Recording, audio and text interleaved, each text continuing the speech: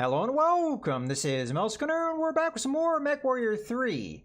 In the last video, I set up the mech that I'll personally be using for the next mission, but I also set up my Lancemate's mech in between videos. And for this, just as I discussed at length in the last video, I am limited by what stores I have, in particular of ammunition, but also heat sinks being a real limiting factor. So I can't just load up with energy weapons despite actually having them, because my AI companion will just overheat, and we've seen the AI do that already, so they definitely will overheat if I give them a bunch of energy weapons. So as a result, I gave them a bunch of machine guns because I have a lot of ammo for that. I gave them 2 medium lasers so they have some energy weapons, and then I gave them an AC-10. Of which they have 20 rounds. I'm a little concerned that they'll waste a lot of the ammo for the AC-10, but I wanted to give them something with a little bit of punch to it. And they do not have jump jets. So I have jump jets, they do not, so they might not be able to follow me on some of the maneuvers I do. I also swapped out the upgraded armor to standard armor because I have a lot more of that, and I don't really want to waste it on the AI. Just like I didn't give the AI some weapon systems that I may want to use because I don't want it to waste the ammo. So that's more or less the reason why I did the setup I did. So let's go ahead and hop into the mission. Okay. First things first, let's see the objectives. They have to destroy fixed emplacement, destroy their forces, and also escort the mobile people. Okay, let's see this torso twist. That's as far as it goes left. That's as far as it goes right. So now you know why I was a little hesitant to use this mech.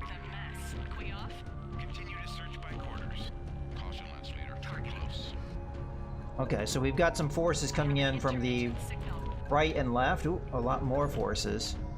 Okay. We'll focus on the mech first. That is about to get in over here. Doesn't come soon, I might have to bail on that. There it is.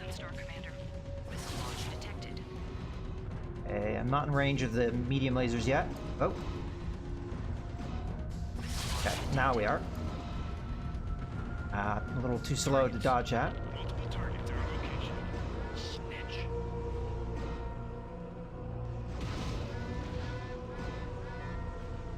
Overheating a little bit. Yep, that guy's dead. Let's get on to the vehicles. What a few it looks like.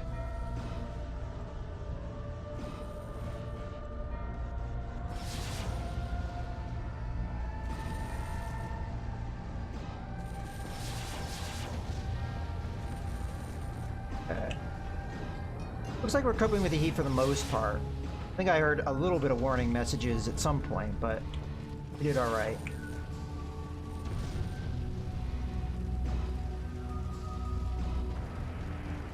These medium lasers do quite well. Guy's just not dying. I might not have been hitting him. Oh.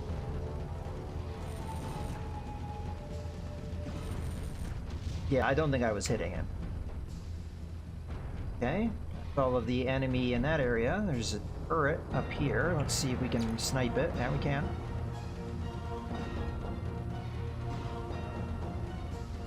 Okay. Another one right here.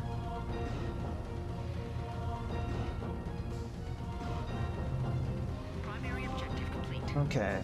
Got another turret, but yeah, I think it's on the other side of that ridge. So for now, let's get repaired, because I took a little bit of damage there. Well, it might be a little too far up, but we'll try it. I don't know if I ever mentioned it, but I can bring up the radar like this, and that gray circle is where I'm telling the mobile field base to set up when I'm commanding it. So that's kind of what that is. The blue is allies, red is enemies. You can kind of see that stuff. The triangle is denoting what I'm currently locked onto. I believe the enemies are like, they're going to be different shapes depending on what they are, I think. But I can bring it up like, there's actually a few different radar modes, but I can also bring it up big on my screen like that as well. You know, I've never really seen what it looks like. Okay. So even in third person mode. There you can get a better idea of my torso twist range. So that's kind of why I was hesitant to to use this mech. Alright, so I think the idea here is I'm going to get repaired. Let's see my ally. They didn't really take any damage, but they may have consumed ammo, so we'll have to maybe have them do stuff too. And while they're repairing, I may scout ahead a little bit, although that might not be a good idea. Oh, we got a contact. Where is it? Targeting. Ah, oh, there it is. Guy snuck up on me a little bit.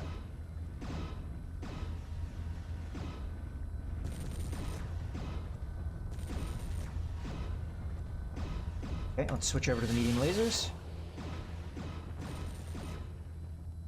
The pulse laser is going to be good to use, like, while I'm waiting for the medium lasers to get back up. Because they do seemingly a lot of damage. Go. Down already. Okay, that went pretty well. Go get repaired. So you'll note that the turret is a circle when I don't have it targeted. So, kind of the different appearances. Now, I don't know if I need to use jump jets to get over this. I'm assuming not. Yeah, just a little bit of a... Okay. Put down. So I should probably stay put because there's one mech just came out to ambush me, so I might see more of that. So we did destroy the fixed emplacement. And now we have to escort to Baker. And we have the rest of the forces to destroy. I'll go ahead and drop down. So, go ahead and tell them to set up again. Oh, they might not be ready for it yet. Try it out. Okay, so there's this is where I'm telling them where to go. Then select my lance mate. Then I tell them to repair. Now I can change what nav point the mobile base is going to go to, but obviously, you know, if I move them too far forward, then I have to protect them. So for now, they're fine where they are. Okay. Well, that's in progress. I want to move over this way. Let's see if we can maybe... I don't know if these turrets pivot, so I'm kind of curious if I can get in behind him. Because it looks like that's the back of the turret, right? I don't know if I can make this jump, though. We'll see. But maybe. I don't have enough forward momentum. But I could clear that jump. I just have to get the forward momentum to do it. A little bit of distance.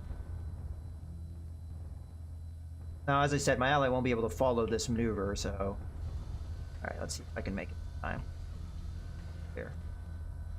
Alright, so if I'm right, these turrets should not be able to hit me. Oh, they're kind of... Okay, so we've got power-ups. Okay, that... Alright. Ooh. Well, those are little elementals. Oh, that's cute. Alright, well, let's go where my ally is, because they can't currently get to me. I want to be able to take them out. I didn't expect to see elementals. They also are probably going to get to my field base if I'm not quick here. Enemy sighted. Prepare to attack. There. Go over to the medium lasers, because they're close enough. You guys can take quite a bit of a beating. Got a mech as well. One's dead.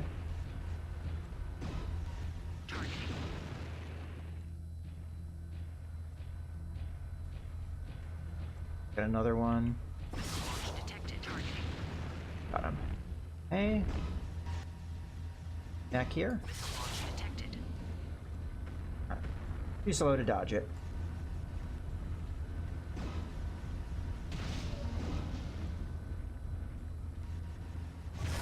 And if you're gonna give me your back, I'll take it. Go over to this. Like that's a shorter ranged weapon, so we'll be able to take advantage of it. How are we doing on our objectives? Baker should be right in front of me. That's the yellow circle. Another turret, but I can't really see it. Let's see if we can get it from a distance. That'd be tricky, though, because it's up on that structure. Go around this way. Be careful though, because there may be more power-ups. Yeah, I didn't really expect to see elementals. That was a nice surprise. A waterfall there. And I still can't quite see it, but maybe with a jump. Kind of. Be able to kind of snipe it.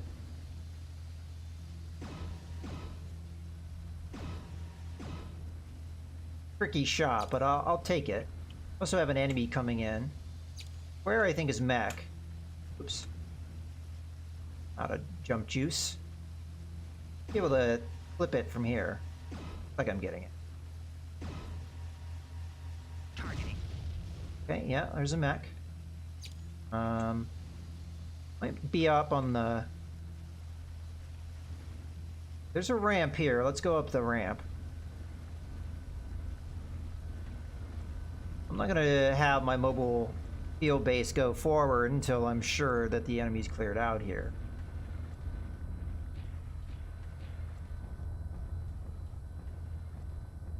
How are we doing on our objective? So just escort and destroy forces. Down low. At this range, I'm kind of at a disadvantage, so I have to close the distance.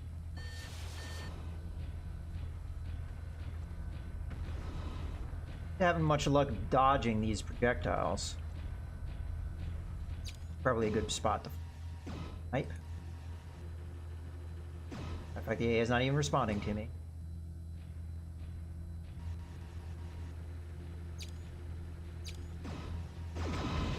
Oh, that was his.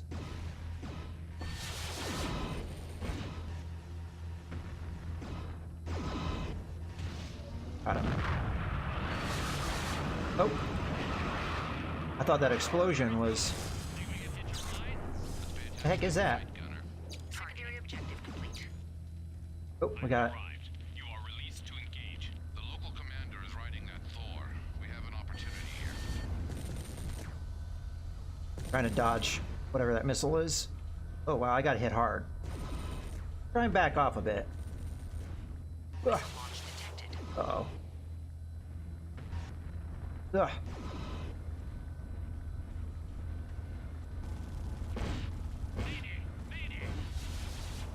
How's my ally doing? Not good, alright.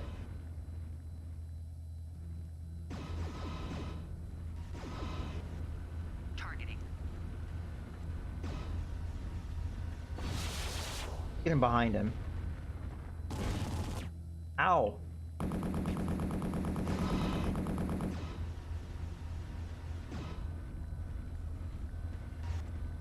Missile launch detected. Guy's murdering us. I just don't have the turning circle to really do this maneuver fight. And I can't stand and trade with him. Yeah, see, this is why I did not like the idea of this mech, because I'm getting brutalized here. Maybe we can lower his damage output here. There we go.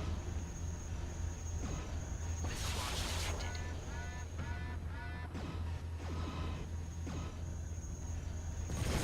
Okay, we just barely got him. Holy crap. Make our job easier. Where have I heard that?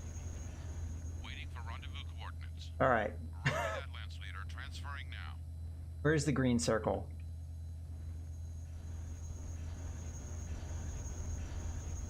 Oh, that's actually our last objective, isn't it? So I might not get the... Oh, no, there's the marker. Well, if this ends the mission, great. If not, I'm going to be in a lot of trouble, because I am beat to all hell.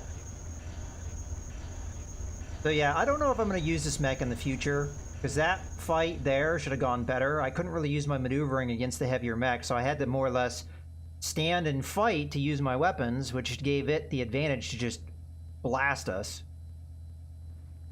Alright, here they come. So this will either clear the mission, or we'll have an opportunity to repair, maybe. There was a ship that launched there. It looked like for a moment I could target him, but I'm not sure if I was supposed to destroy him or not. We didn't fail the mission, so... Oh, look at that guy. He's burning. Oh, serves him right. Mission successful. Alright, there we go.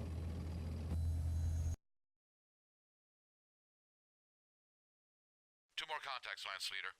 Epona Ree from Team 3, and Keith Andrew from our own commando. Epona Ree is northeast of our position and moving to rendezvous. She was first from Team 3 to drop. We may be able to find others, and even the Black Hammer itself. Misery loves company. Isn't that one of Blake's old sayings? Keith Andrew actually dropped inside Operations Area 3 and is currently limited in movement by heavy clan patrols. The Eclipse's company is working their way in to break him free. We have to take some of the pressure off. Alright, I'm just reading through the salvage here. It doesn't look like I ended up getting any mechs, so we're still limited kind of where we are. As far as ammunition goes, it still seems a little on the dire side. I mean, it's good to have some of this ammo, but I mean, when you look at it, 84 rounds, that's not a full ton, I don't think. So, okay. Stuff I'm not sure I really care about. Jump Jets Clan. We did get more double heat sinks, that's good. And we got some, ooh, the clan armor, that's gonna be great. So now I should be able to jump into that Shadowcat, which is what I was kind of looking for. So let's get hit next mission here. These are the video stills uploaded to the Night Flyer from Team 2. They are presented in the order in which they were shot. This is where Team 2's man infiltrated.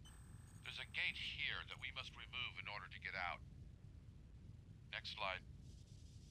This shot here shows a storage tank of an incredibly corrosive gas. It will eat through your armor very quickly if it is released from the tank. This road was built to support convoys heading out of the facility, we presume from the mech factory. This looks to be some kind of barracks or living quarters. Consider it a primary target. This shot is of low-orbit transport shuttles, used to take finished material to field bases. Eliminate them. This is the lower level to the elevator we just captured. It's where our man exited and managed to upload the images before his execution. Objective points are set at the transport bay, the living quarters, and at the factory site. Epona Ree is off the air, avoiding a patrol. But she was to try and make rendezvous at Charlie or at the factory later on. Watch for her. Okay, so I think this is underground, if I am understanding correctly. Now that was the tank that they were mentioning. If we were to release the gas, it would be bad. So I have to keep that in mind. We may be able to use it in our favor, but I don't know what kind of radius it would affect. So it would be dangerous. All right, let's do the salvage here. Keep an eye, obviously, on how much tonnage we have here. We might not be able to take everything. A lot of stuff here. But hopefully we can take most of it. If I have to, I can dump stuff like AC2 ammo, because I mean, holy crap, that's a lot of AC2. What I may do is modify my ally to use an AC2, because it seems like we have a lot of ammo for it. So, okay. Oh, I still have enough tonnage that we can do stuff. I must have got a... Okay, so these are what mechs we have available. Outside of the ones that are up here. Okay. So it looks like I can only hold 6 mechs at a given time, from what I'm gathering here. Alright, well that's fine. So let's go ahead, accept that. Go to the mech lab. Now the Black Hawk, I don't think I'm going to end up carrying forward with. I kind of demonstrated. It has a horrible torso twist. You really cannot use the maneuverability that we have effectively. It's just too hard. The Shadowcat, on the other hand, has a full torso twist. I think that's going to be a lot better for us. So I'm going to go ahead and see what I can do here. It might be a lengthy process to work on it. But at the moment, it looks like the standard loadout good to go. It's not saying incomplete. The alternate. So we've got 10 heat sinks. We've got 13 double heat sinks. 3 SRM-6, 2 ER large lasers, Eagle active probe, 3 jump jets. A lot of this stuff I'll probably remove, but go ahead and take a look at it. So let's get started by removing the systems here. So we have a Shriek SRM-6, an effective weapon, but I'm just going to remove it for now because I'm not sure if I have the ammunition to supply it. So we have 2 tons worth of ammo here. What do we have beyond that? Just 30 rounds. So that's not even enough to resupply even 1 ton's worth of ammo. So yeah, definitely this is better to strip for now until we get more ammo for it. We've got a mass system, and what this does is it's going to increase your speed while it's on, but while it's on, it will also generate heat. Not something I'm going to use for the meantime. Jump jets and the left torso. We'll keep that for now. Beagle active probe I'll also keep, but not sure if that will stay. Double heat sink in the left torso. Jump jet in the right torso. Heat sinks in the arm. I'm just going to go ahead and remove all the weapon systems in the arm as well as the double heat sink. Putting them in a... Oh, that's interesting. We have one asymmetric jump jet in the right leg, but not in the left leg. So we had two in the torso sections, right? One on the left, one on the right. Go ahead and remove those. Curious, how many jump jets is it going to let me have? So we'll go down to the leg. I'm going to assume it only is going to allow me to do the 3, but maybe not. So we'll test it. So we'll put one there. I'm going to go up to the center torso. So if I'm right, for symmetry's sake, we're going to put one in the center torso, but I have one more slot. Let's see if it'll let me put another one. Nope, Shadowcat can only carry 3 jump jets. So just kind of an artificial limit that some mechs have. And that's how you find out how many they can have. You try and put more than you can, more than that. All right, so kind of got a baseline here. Got a couple, well, we have one double heat sink. I'll probably want more than that. You know, for now, I'm just going to remove it. So as far as my weapon systems, I may go for a similar loadout to what I had with the Blackhawk. I really like that loadout. It was a combination of medium lasers with the large pulse laser, obviously. So the pulse laser I'm going to have in there just for those longer range engagements. Do I want to have it in an arm where it might be chopped off, or do I want to have it in a torso where it will be more protected? I'll go with an arm. A little bit of a risk. Oh, there is one other thing I want to check on. Go to armor. Because we did get more clan armor. I want to see if we can install more. Okay, it looks like we can install a full ton. And I can put a couple points here. There. That's maxed out. 4 points. These. Okay. Yeah, it's looking like we're going to get fully kitted out here. All right, that's good. Go back over to the weapons. Okay, so got that. Let's start installing some lasers as well. So I'll put 2 right arm, left arm, 1 in the right torso, left torso. So that should be 6. Let's go for 7. I think I had 5 or 6 in the Blackhawk. I would like to have at least 1 or 2 more than that, because what I ideally like to do is just have the ability to continuously fire the medium lasers, one after another in a chain. And right now, the load time's long enough that I'm not able to cycle through and just keep firing. That's what I ideally want to do. Now, we might overheat with that, but that's ideally the plan for now. So we've got 7 medium lasers, we've got 1 large laser, and I've got, I don't know, got about 5 double heat sinks I can put in this thing. I don't have any to start, do I? Okay. Well, let's see what we can do just from a slot standpoint. We have Endosteel on, we have the upgrade armor, and what type of engine do we have? We have an extra light engine. So we have all the slots being taken up as much as they can be. So we'll start with the left torso. Let's put 2 double heat sinks in there. 2 in the right torso. So I should only be able to fit 1 more. If I remove a jump jet, then I could fit another one beyond that. Unless I remove the Beagle Actor Probe, then I could fit more. Alright, so if I remove the Beagle Actor Probe, we'll put another double heat sink in the left torso. And another one in the right torso. So at that point, we're at 16 double heat sinks,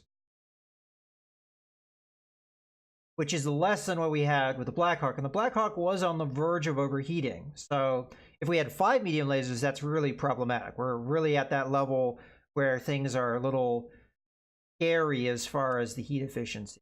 So as I was saying, I may remove 1 jump jet to allow for 1 more double heat sink. We're still maybe just on par with what the Blackjack had. So I could also remove one of the medium lasers. We'd be at 6, which is either the same as what the Black Hawk had or one more. So, I mean, it's just as effective, in my mind, perhaps. But we have more torso twist ability, so we can use our maneuverability better advantage. So I'm going to go ahead, remove that. We'll put a double heatsink in the our torso.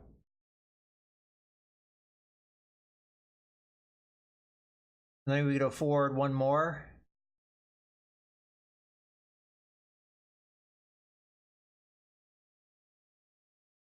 Yeah, I feel like we were just at that cusp of the heat efficiency with the Black Hawk, and I don't really want to push it. We could always go back and change it if it will work a different way. So I'll go ahead and put the last one in the right torso. Okay, so that's our current loadout. Let's save it. And then I also want to save the loadout as currently a mouse one. What I've been doing.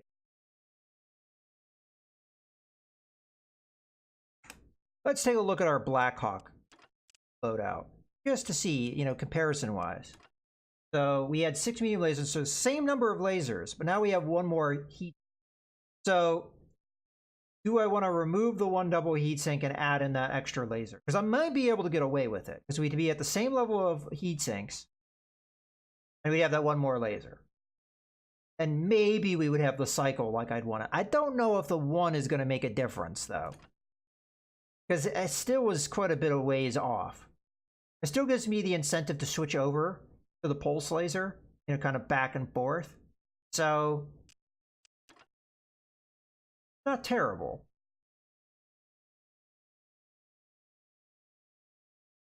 But we definitely were not overheating. So 18 double heat sinks is overkill with this weapons loadout.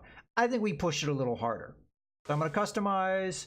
We'll remove the one from the right torso. And then we'll add a medium laser to the head. Why not? We've got a slot there. Okay. So that's going to be the loadout. Let's do the weapon grouping. This is fine. So we've got all the medium lasers in group 1, the pulse laser in group 2. Accept. And then I just want to make sure that we save that again. No, wait, hold on. No. Save. On that. Overwrite. I think that's how that works. Okay, yeah, that's how that worked. All right. So I'm hoping this is what we want. Now, I don't know if I'm going to change the Bushwhacker at all. As much as that loadout. You know what? Let's take a look at it. So the main thing I think I'd want to change from AI1 is maybe the AC-10 into an AC-2. I just feel like the AI doesn't use autocannons all that well anyway, but maybe we can get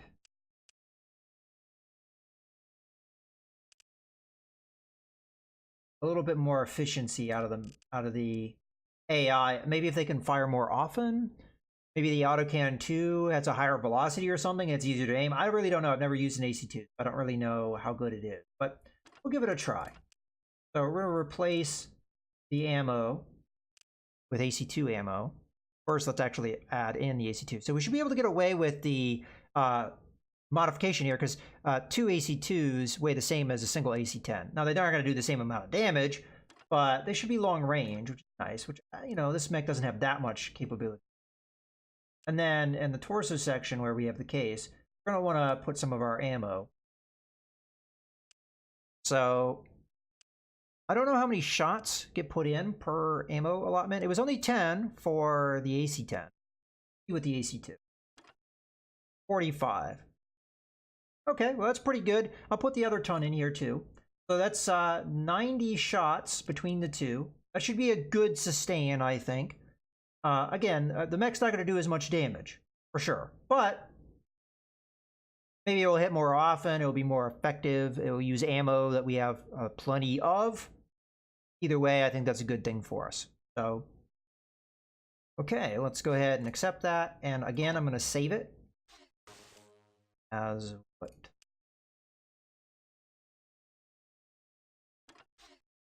All right, so we're more or less ready to go. I'm happy with my mech. The Blackhawk was effective. We just didn't have the torso twist. Now we do. That's good. We're a little bit slower, but not much slower. And then the Bushwhacker maybe a little bit more effective for the AI, but we'll have to see. In any case, I hope you guys have enjoyed the video. This is MouseGunner signing out.